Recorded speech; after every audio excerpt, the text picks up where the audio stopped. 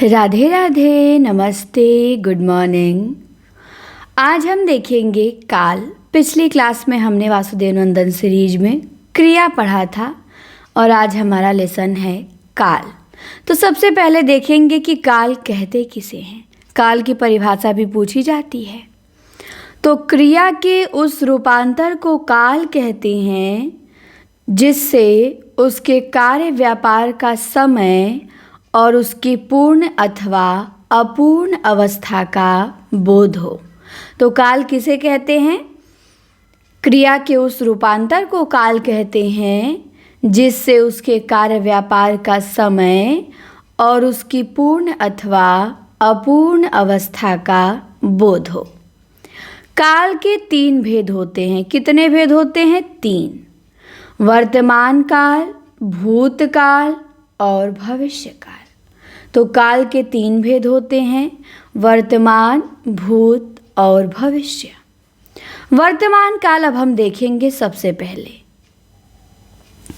तो क्रियाओं के व्यापार की निरंतरता को वर्तमान काल कहते हैं। किसे कहते हैं वर्तमान काल? क्रियाओं के व्यापार की निरंतरता को। इसमें क्रिया का आरंभ हो चुका होता है। जैसे वह खाता है, यहाँ खाने का कार्य व्यापार चल रहा है, समाप्त नहीं हुआ है। तो क्रियाओं के उस व्यापार की निरंतरता को वर्तमान काल कहते हैं। इसमें क्रिया आरंभ हो चुका होता है, जैसे वह खाता है। तो यहाँ खाने का काम अभी चल रहा है, वर्तमान में ही हो रहा है, अभी समाप्त नहीं हुआ है। तो क्या है? वर्तमान काल है। वर्तमान काल के 5 भेद होते हैं। पूछा जाता है काल के 3 भेद होते हैं, तो वर्तमान काल के कितने भेद होते हैं? वर्तमान काल के 5 भेद होते हैं। पहला है सामान्य वर्तमान, दूसरा तात्कालिक वर्तमान, तीसरा पूर्ण वर्तमान, चौथा संदिग्ध वर्तमान और 5वां संभाव्य वर्तमान। तो वर्तमान काल के 5 भेद: सामान्य वर्तमान, तात्कालिक वर्तमान, पूर्ण वर्तमान, संदिग्ध वर्तमान, संभाव्य वर्तमान। सबसे पहले हम देखेंगे सामान्य वर्तमान कि सामान्य वर्तमान किसे कहते हैं। तो क्रिया का वह रूप जिससे क्रिया का वर्तमान काल में होना पाए जाए, उसे सामान्य वर्तमान कहते हैं। तो सामान्य वर्तमान किसे कहते हैं? जिससे क्रिया का वर्तमान काल में होना पाया जाए, तो सामान्य वर्तमान काल हो जाएगा। जैसे वह आता है, वह देखता है।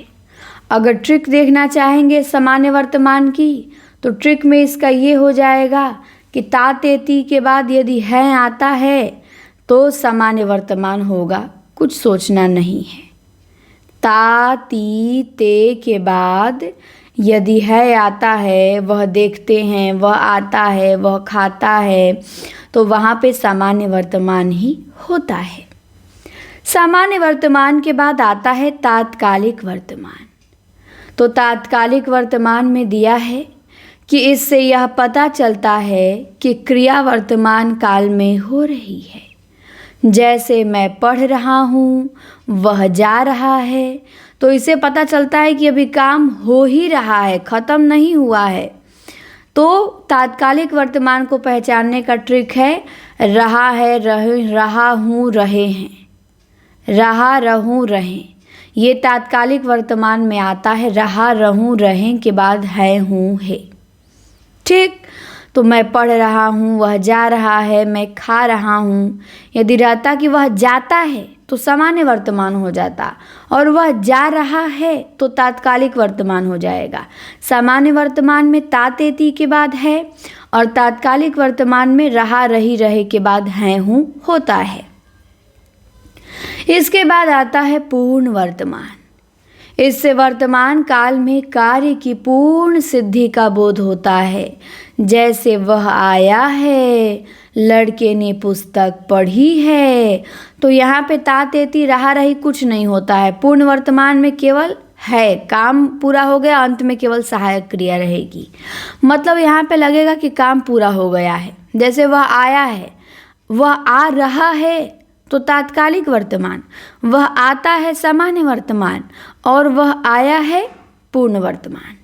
लड़के ने पुस्तक पढ़ी है, पढ़ लिया है, बंद हो गया है, काम खत्म हो गया है, तो पूर्ण वर्तमान मतलब वर्तमान में वो क्रिया अभी समाप्त हुई है। और रहता लड़का पुस्तक पढ़ रहा है, तब तात्कालिक वर्तमान, लड़का पुस्तक पढ़ता है तब हो जाएगा सामान्य वर्तमान। लेकिन लड़के ने पुस्तक पढ़ी है, वह आया है, यहाँ पे क्या है, पूर्ण वर्तमान है। इसके बाद है संदिग्ध वर्तमान, जिससे क्रिया के होने में संदेह प्रकट हो पर उसकी वर्तमानता में संदेह न हो, वहाँ संदिग्ध वर्तमान होता है। संदिग्ध वर्तमान में होगा होगी अंत में लगा रहता है। ट्रिक को बस पकड़ लेंगे ना, एकदम काल आपके लिए हलवा हो जाएगा, देखते बता देंगे बिना सोचे। होगा होगी आ जाएगा, संदिग्ध वर्तमान होगा। राम खाता होगा, सीता खाती होगी, वह पढ़ता होगा, कन्फर्म नहीं है कि पढ़ रहा होगा कि नहीं, पढ़ता होगा। फिर संभाव्य वर्तमान है, इससे वर्तमान काल में काम के पूरा होने की संभावना रहती है। जैसे वह आया हो, वह लौटा हो, तो इसमें केवल होगा नहीं रहता है, गा गेगी हट जाता है। संभाव्य वर्तमान में केवल रहता है वह आया हो, वह लौटा हो, तो गा गेगी नहीं रहेगा, केवल हो रहेगा संभाव्य वर्तमान में। तो ध्यान देंगे, सामान्य वर्तमान में ता ते ती के बाद है रहेगा, तात्कालिक वर्तमान में रहा हूँ, रही है, रहे हैं, और पूर्ण वर्तमान में केवल है रहेगा, ता ते ती नहीं रहेगा, और संदिग्ध वर्तमान में होगा, संभाव्य वर्तमान में हो। वह आया हो, वह लौटा हो, वह खाया हो, वो नहाया हो। अगर रहेगा वह नहाया होगा तो संदिग्ध वर्तमान, और वह नहाया हो तो संभाव्य वर्तमान। तो समझ में आ गया, वर्तमान काल के पांचों भेद पकड़ लेंगे, बस ट्रिक से पकड़ना है और दिमाग ज़्यादा नहीं लगाना है। अब भूतकाल देख लीजिए, वर्तमान काल के तो 5 भेद होते हैं, भूतकाल के 6 भेद होते हैं। कौन कौन से? तो भूतकाल, जिस क्रिया से कार्य की समाप्ति का बोध हो, जिस क्रिया से कार्य की समाप्ति का बोध हो उसे भूतकाल की क्रिया कहते हैं। जैसे लड़का आया था, वह खा चुका था, मैंने गाया, तो एकदम काम खत्म हो चुका होता है। पूर्ण भूतकाल में काम क्या हो चुका होता है? खत्म हो चुका होता है। बीती हुई बातों को ही भूतकाल कहते हैं। भूतकाल के 6 भेद हैं। कौन कौन? सामान्य भूत, आसन्न भूत, पूर्ण भूत, अपूर्ण भूत, संदिग्ध भूत, हेतु मदभूत। तो भूतकाल के 6 भेद, सामान्य, आसन्न, पूर्ण, अपूर्ण, संदिग्ध और हेतु मदभूत। सबसे पहले हम देखेंगे सामान्य भूत को।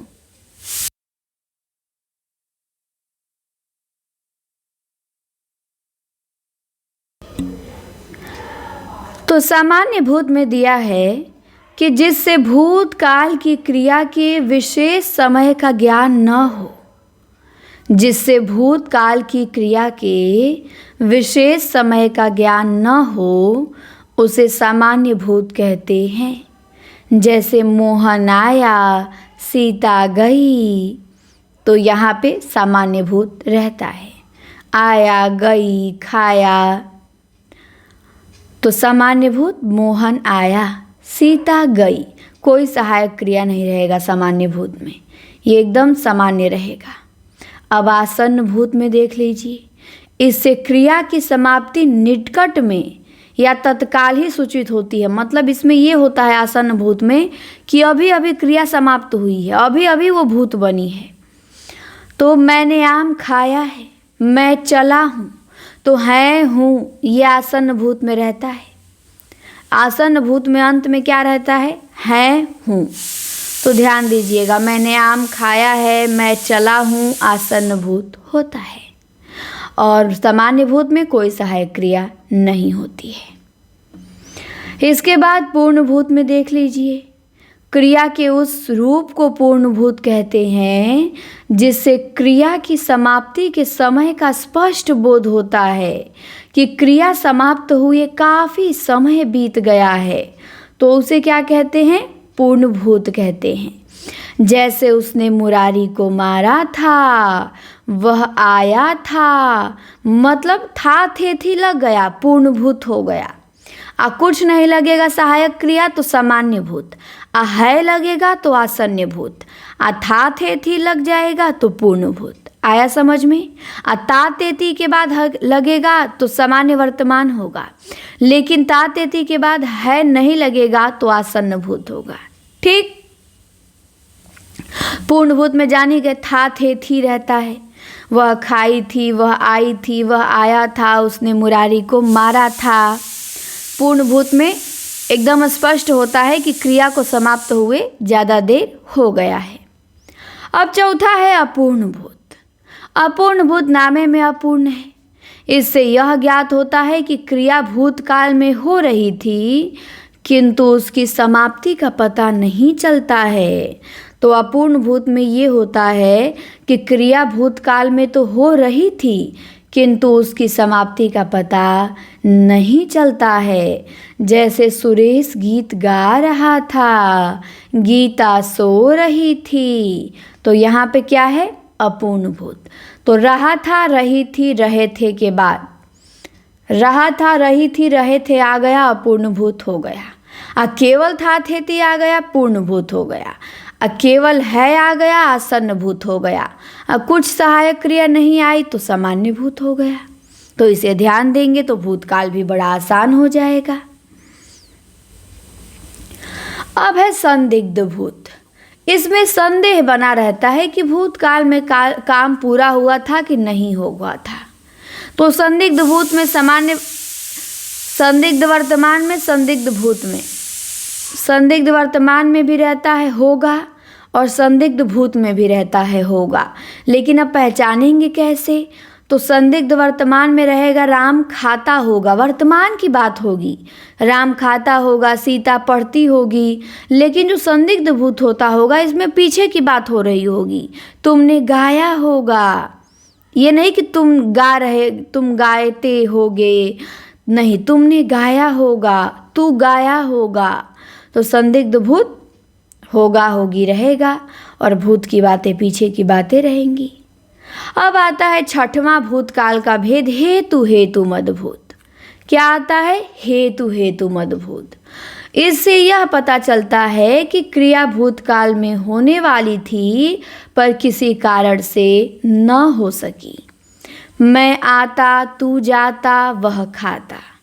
तो इससे यह पता चलता है कि क्रिया भूतकाल में होने वाली थी पर किसी कारणवश न हो सकी। मैं आता, तू जाता, वह खाता। तो क्या होगा यहाँ पे? हेतु हेतु मदभूत होगा। तो मैं आता, तू जाता, वह खाता, ध्यान देंगे, हेतु हेतु मदभूत। इससे ये पता चलता है कि भूतकाल में होने वाली थी बट किसी कारणवश नहीं हो पाई। मैं आता तो तू जाता, लेकिन मैं आ ही नहीं पाया।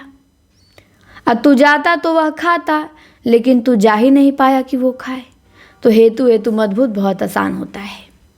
तो हमने भूतकाल भी देख लिया, वर्तमान काल भी देख लिया। अब बारी है भविष्य काल की। तो भविष्य काल के 3 भेद होते हैं। कितने? 3 भेद होते हैं। भविष्य में होने वाली क्रिया को भविष्य काल की क्रिया कहते हैं। जैसे कल घर जाएगा, कल घर जाएगा, तो भविष्य में होने वाली क्रिया को क्या कहते हैं? भविष्य काल। भविष्य काल के कितने भेद होते हैं? 3 भेद होते हैं। पहला है सामान्य भविष्य, दूसरा है संभाव्य भविष्य, तीसरा है हेतु हेतु मद भविष्य। तो भविष्य काल के 3 भेद, सामान्य भविष्य, संभाव्य भविष्य, हेतु हेतु मद भविष्य। तो ध्यान देंगे, सामान्य भविष्य, संभाव्य भविष्य, हेतु हेतु मद भविष्य। तो सामान्य भविष्य देखेंगे, इससे यह प्रकट होता है कि क्रिया सामान्यतः भविष्य में होगी। जैसे मैं पढ़ूंगा, वह जाएगा, तो यहाँ पे क्या है, सामान्य भविष्य है। मैं पढ़ूंगा, वह जाएगा, वो खाएगा, वो नहाएगा, मतलब आगे की बात हो रही है कि वो ऐसा करेगा, तो क्या होगा, सामान्य भविष्य होगा। इसके बाद भविष्य काल का दूसरा भेद है संभाव्य भविष्य। तो संभाव्य भविष्य में दिया है जिससे भविष्य में किसी कार्य के पूरे होने की संभावना हो। जैसे संभव है रमेश कल आए, तो यहाँ संभाव्य भविष्य हो गया, बड़ा आसान है। और तीसरा है हेतु हेतु मत भविष्य। इसमें क्रिया का होना दूसरी क्रिया के होने पे निर्भर करता है। जैसे वह आए तो मैं जाऊं, वह कमाए तो खाए, तो एक क्रिया का दूसरी क्रिया पे होना निर्भर करता है हेतु हेतु मत भविष्य में। तो भविष्य काल सबसे आसान है क्योंकि इसके तीन ही भेद हैं, तीनों दम अलग अलग। एक सामान्य भविष्य है, वह खाएगा, वह जाएगा, और एक है संभाव्य भविष्य, तो इसमें लगे जाएगा संभव है रमेश कल आए, संभाव्य भविष्य हो गया। हेतु हेतु मत भविष्य जानते ही हैं, एक क्रिया का होना दूसरी क्रिया पर निर्भर करता है। वह आए तो मैं जाऊं, वह नहाए तो कमाए तो मैं खाऊं। तो ये भविष्य काल था। तो हमने काल को क्या कर लिया, 15 मिनट में ही समाप्त कर लिया। वर्तमान काल में ता ते ती के बाद है रहेगा तो सामान्य वर्तमान, और रहा हूँ रही हूँ रहेगा तो तात्कालिक वर्तमान, और केवल है रहेगा तो पूर्ण वर्तमान, और होगा रहेगा तो संदिग्ध वर्तमान, और हो रहेगा तो संभाव्य वर्तमान। ठीक, इसे लिख लीजिएगा ट्रिक को। असामान्य भूत में मोहन आया सीता गई कोई चिन्ह नहीं। आसन्न भूत में मैंने आम खाया है मैं चला हूँ, है हूँ रहता है आसन्न भूत में। पूर्ण भूत में था थे थी रहेगा, अपूर्ण भूत में होगा होगी रहेगा। हेतु हेतु मत भूत तो जानते ही हैं, तू आता तो मैं खजाता, तू खाता तो मैं नहाता। तो हेतु हेतु मत भूत को पहचानना ही नहीं है, वो तो अपने आप पहचान में आ जाएगा। तो इस प्रकार हमारा काल भी समाप्त हुआ। बहुत छोटा और इम्पॉर्टेंट टॉपिक था काल। अब अगली वीडियो में हम अगला टॉपिक देखेंगे। इस वीडियो को यहीं पे करते हैं ब्रेक और जल्दी ही मिलते हैं आपसे एक नए वीडियो में। क्लास कैसी लगी कमेंट बॉक्स में बता सकते हैं। बहुत बहुत धन्यवाद क्लास देखने के लिए।